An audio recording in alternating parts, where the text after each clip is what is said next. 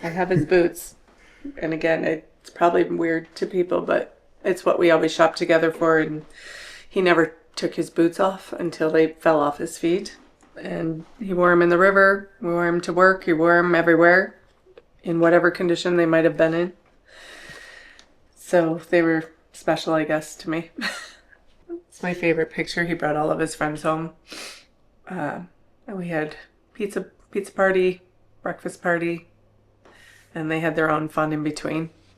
The sticker is something that his friends put together. Actually, I had no idea that Jackson said everything is fine all the time. Because everything actually is not fine all the time, if that's what somebody's saying.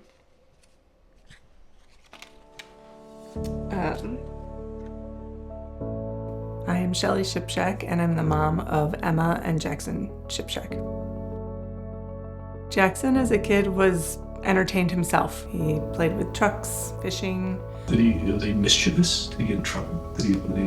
Yeah, he did get in trouble. He actually almost burned the house down one time because he left his Legos on top of every light bulb.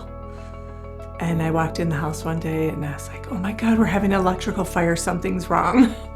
And the smoke was in the house. And anyway, it was Jackson and his smoking Legos on the lamps. Fishing is his passion, always was. I actually didn't even realize how much of a passion it was till I was going back in pictures and finding him with frogs on his face and fishing on a raft in the middle of the lake and fishing in the kayaks everywhere. He always had a fish on the line. I was always very happy to have one. There were many, many nights I came home and there were fish being filleted, gutted. They were all over my deck, patio. And at one point I was like, you have to go. You cannot bring these things home and you have to clean them at the port where you are because they have stations. But yes, I came home many nights to all of his fish lined up and all of his friends standing over him. Thought it was great.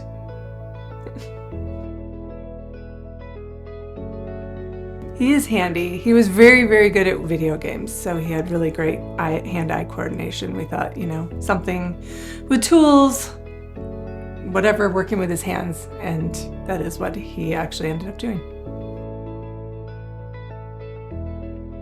Jackson decided to go to Western Tech in La Crosse. I didn't understand why he needed to go that far for a technical school, but when we went up for the tour, I just drove into the city and I could see the bluffs and all the hiking and all the rivers and the fishing shops, and the school itself was amazing. It was set up really well. It was very modern, and I could see immediately that that was where he would be happy to go to school. He always talked about going into the trades.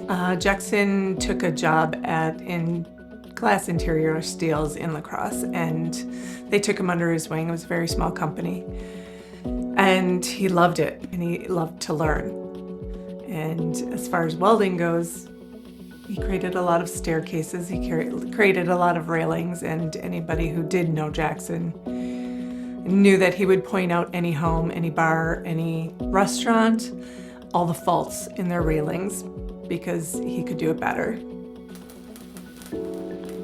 I think there's a lot of things for any high school student coming into the trades. There's a disconnect in your friendships.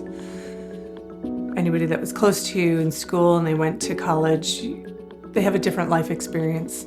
There's a little bit of a time where you're working with people in your trade and your friends being 18, 19, 20 are going to college, and they're having their parties and fraternities and interviews and just living a different life.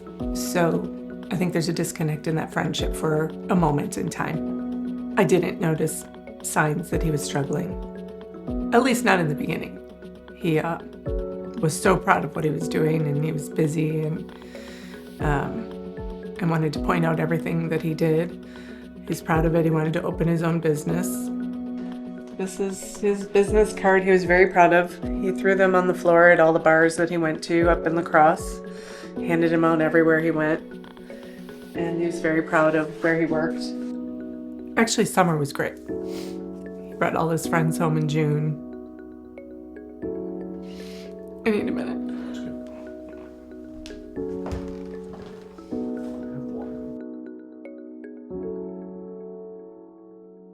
He had said that while working, a lot of times he was out alone working in the shop, and that having that helmet on and head down and in your own thoughts so many hours a day with the bright light,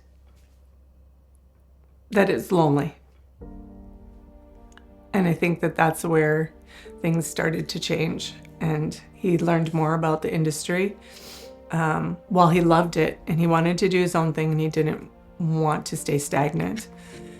I think Jackson also, while being the life of the party and great friends for so many people, I think he had some demons that kept that loneliness in.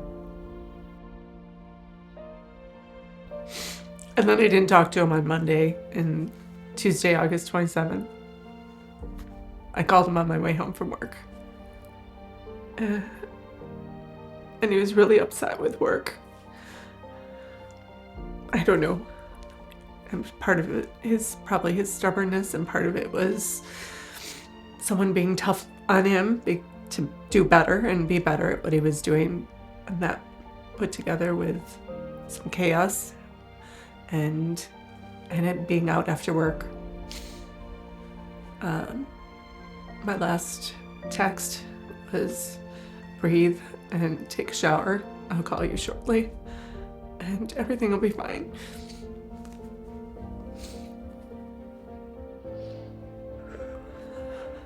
When I hung up the phone with him, I came in to get ready for the evening, and I texted him, good night, have a good night, and can't wait for you to come home this weekend.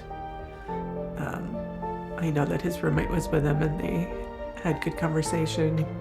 He went in to take a shower and Jackson sat in his truck. And that's the last time I talked to him. I think it'll always be a lot. It doesn't go away. But some days I can carry it better.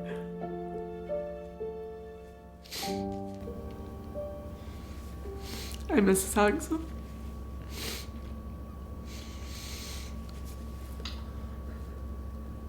I didn't know that statistic, no.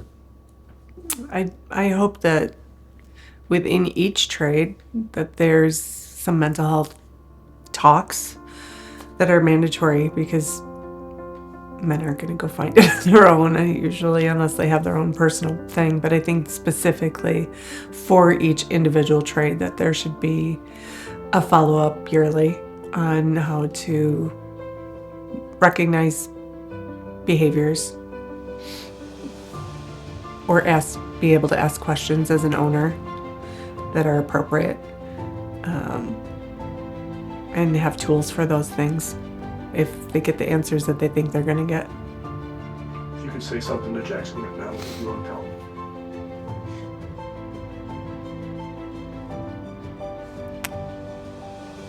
Well, I wish he was here. I might yell at him, actually, because he's supposed to be here. But I love him.